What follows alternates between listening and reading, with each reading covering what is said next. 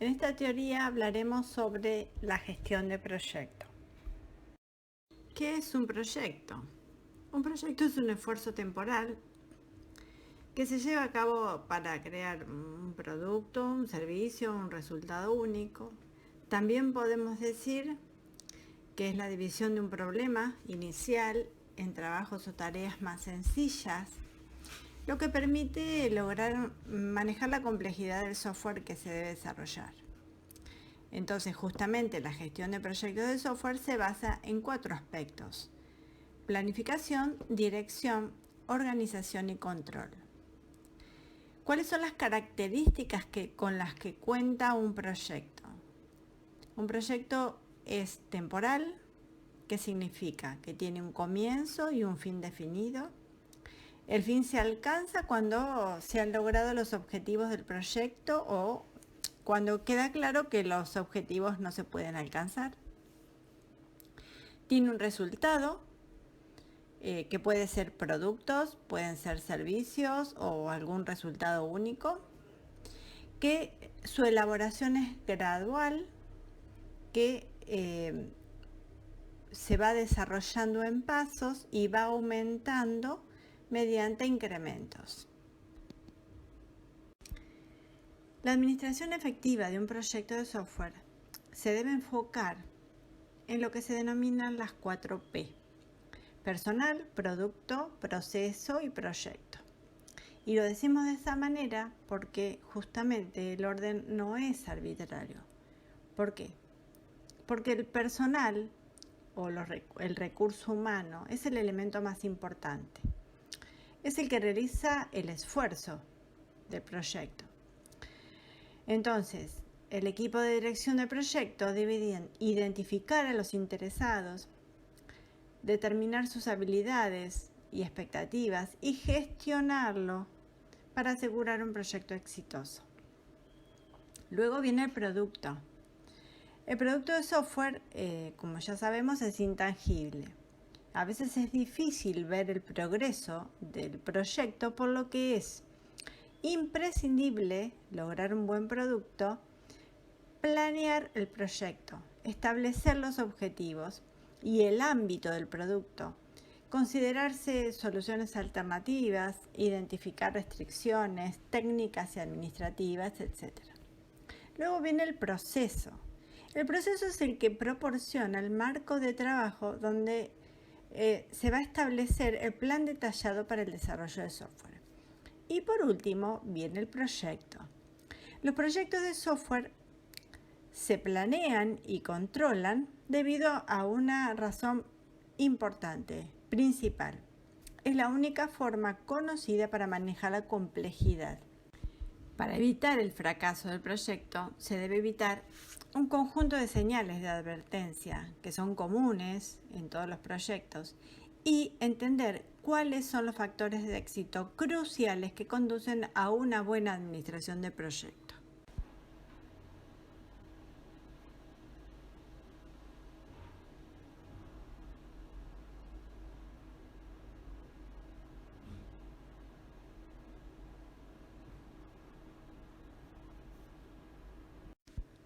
¿Qué sucede si justamente no tenemos en cuenta todas estas cosas? Si realizamos una mala gestión de proyecto. Y entonces sucede que tenemos incumplimiento de plazos, le decimos al usuario o a nuestro cliente que vamos a tardar X tiempo y luego vemos que se nos estira el tiempo, no logramos terminar en el tiempo que habíamos establecido. Eso lleva también a que haya un incremento de costos y en el caso que aún así nosotros querramos cumplir con los plazos, puede ser que lo que logremos es la entrega de un producto de mala calidad, ¿sí? Porque hacemos todo a las apuradas, sin tener en cuenta ciertos controles, etcétera.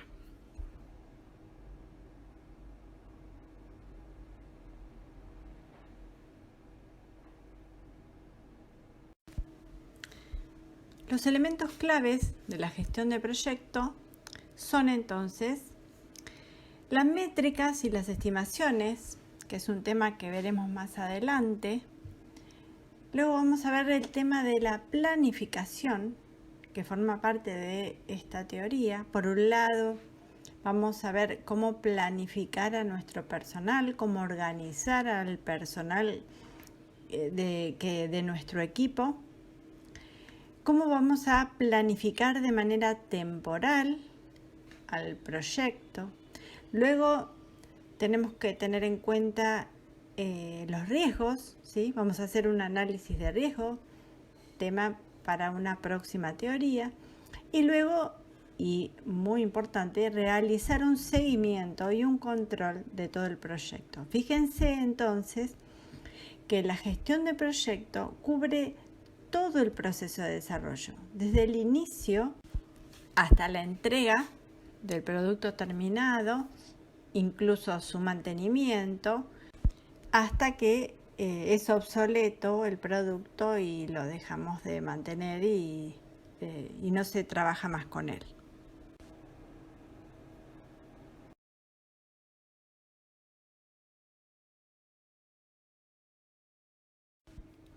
La planificación especifica qué debe realizarse. En ese sentido estamos hablando de las tareas y actividades involucradas, con qué recursos, ya sea recurso humano, insumos, hasta incluso el costo que nos va a consumir el realizar este proceso. ¿Y en qué orden? ¿Sí? La secuencialidad de las tareas y actividades que hemos definido o que hemos establecido. Cuando hablamos de planificación, nosotros nos vamos a enfocar en dos tipos de planificación. Por un lado, y es la que vamos a ver en esta teoría, la planificación organizativa, o sea, tiene que ver o está relacionado con nuestros recursos humanos. ¿Cómo vamos a gestionar los recursos humanos con los que contamos o con los que tenemos que contar? Por otro lado, vamos a ver la planificación temporal del proyecto, que va a ser tema para la próxima teoría. Cuando hablamos de planificación organizativa, entonces hablamos del recurso humano. Y dijimos también que el recurso humano, el personal con el que nosotros trabajamos, es la parte más importante, ¿sí? Incluso, como dice en la transparencia, es el activo más grande, ¿sí? Y es el capital intelectual. Por lo tanto, la administración o la gestión de nuestro personal es un factor crítico para el éxito o el fracaso de nuestro proyecto.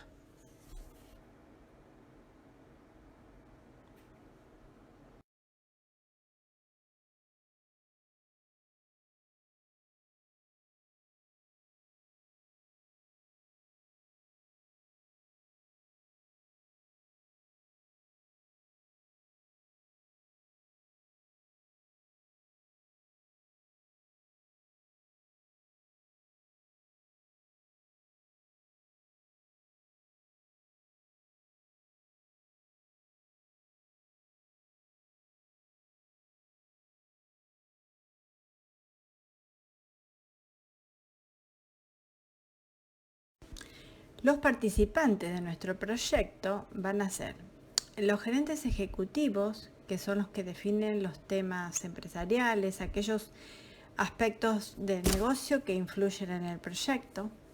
Luego están los gerentes de proyecto, que son los que planifican, los que motivan, los que organizan y guían a los profesionales. Los profesionales que aportan las habilidades técnicas para la realización del producto de software. Los clientes, que son los que especifican los requerimientos, y los usuarios finales, que son los que interactúan con el software. Para ser efectivo, el equipo de software debe organizarse de manera que maximice las habilidades y capacidades de cada persona. Esto es un trabajo del líder del equipo. Pero, ¿cuáles son las características que se buscan en un líder del equipo? Bueno, Una forma es el modelo MOI, ¿sí? Las características que propone el modelo MOI hecho por Weber. El modelo MOI propone motivación al personal, es decir, habilidades para alentar al personal técnico para producir su máxima capacidad. Organización del equipo, es decir, habilidades para modelar procesos que permitan lograr el producto final. Incentivación de ideas e innovación, es decir, habilidad para alentar a las personas a crear y sentirse creativas. Por otro lado, también podríamos decir que los rasgos de un líder eficaz son, o deberían ser, resolución de problemas. Un líder de proyecto de software eficaz puede o tiene que poder diagnosticar los conflictos técnicos y organizativos que son más relevantes. Estructurar sistemáticamente una solución o motivar adecuadamente a otros profesionales para desarrollarla. Aplicar lecciones aprendidas de proyectos pasados a situaciones nuevas y ser suficientemente flexible para cambiar de dirección si los intentos de resolver el problema son infructuosos.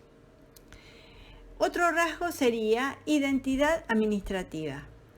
Es decir, debe tener la confianza para asumir el control cuando sea necesario y asegurarse de permitir que el personal técnico siga sus instintos. El buen personal técnico siga sus instintos.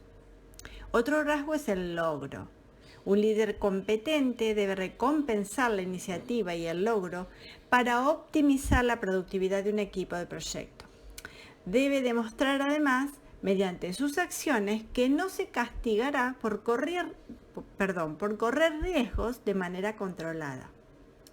Y el último rasgo sería influencia y construcción del equipo. Un líder de proyecto eficaz debe poder leer a la gente. Debe poder comprender las señales verbales y no verbales y reaccionar ante las necesidades de las personas que envían estas señales. Debe permanecer bajo control en situaciones de estrés. Existen casi tantas estructuras organizativas para el desarrollo de software como organizaciones que lo desarrollan. La mejor estructura de equipo depende del estilo de la organización, ¿sí? Del número de personas que van a formar el equipo, de los niveles de habilidad, así como de la dificultad global del equipo. Hay 7 factores que se deben considerar cuando se van a planear la estructura del equipo. La primera es la dificultad del problema que vamos a resolver. Luego, el tamaño del programa resultante, ¿sí? El tercero es el tiempo que el equipo permanecerá unido. Hay que tener en cuenta cuánto tiempo ese equipo que vamos a formar va a estar junto. El grado en que puede dividirse en módulos el problema a resolver, ¿sí? Eso significa cómo que nuestro equipo podría ser grande, pero de todas maneras trabajar por separado. La calidad y confiabilidad requerida por el sistema a construir. La rigidez de la fecha de entrega, ¿sí? Cuanto más rígido, más complejo es el trabajo de equipo. Y el grado de sociabilidad o comunicación requerido para el proyecto. Un punto crítico a tener en cuenta en el equipo de software es la comunicación, ¿sí? La comunicación del grupo es prioritaria, es muy importante y puede llegar a ser influenciada por el estatus, diríamos, de los miembros del grupo, si es un grupo grande o no, cuántos hombres y mujeres hay, si hay gente con personalidades muy fuertes o no, y cuáles son los canales de comunicación que se van a usar. Incluso los programadores, que suelen ser personas que la comunicación no les resulta tan simple, Si tienen un entorno de trabajo con recursos necesarios y áreas de comunicación adecuadas, pueden llegar a funcionar mucho mejor y tener más productividad. Hay 3 organigramas de equipos genéricos. Primero está el organigrama que se llama descentralizado democrático.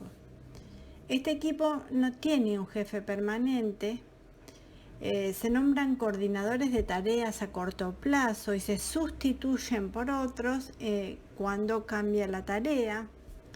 Las decisiones son tomadas por consenso y la comunicación entre los miembros del equipo es horizontal.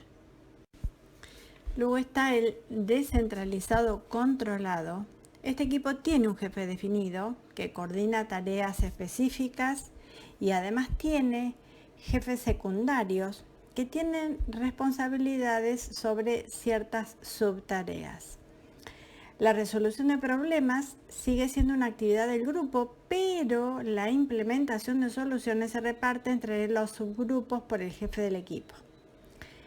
Las decisiones y enfoques adoptados se toman por consenso del grupo y la comunicación entre subgrupos e individuos es horizontal, pero también hay comunicación vertical a lo largo de la jerarquía de control.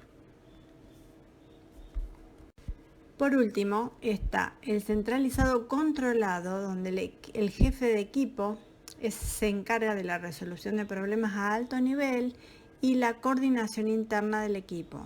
La comunicación entre el jefe y los miembros del equipo es vertical. La elección del tipo de organigrama a utilizar depende del proyecto, de su tamaño, del tiempo que tenemos para hacerlo, de la cantidad de personas que componen el equipo, etcétera, que ya lo hablamos anteriormente.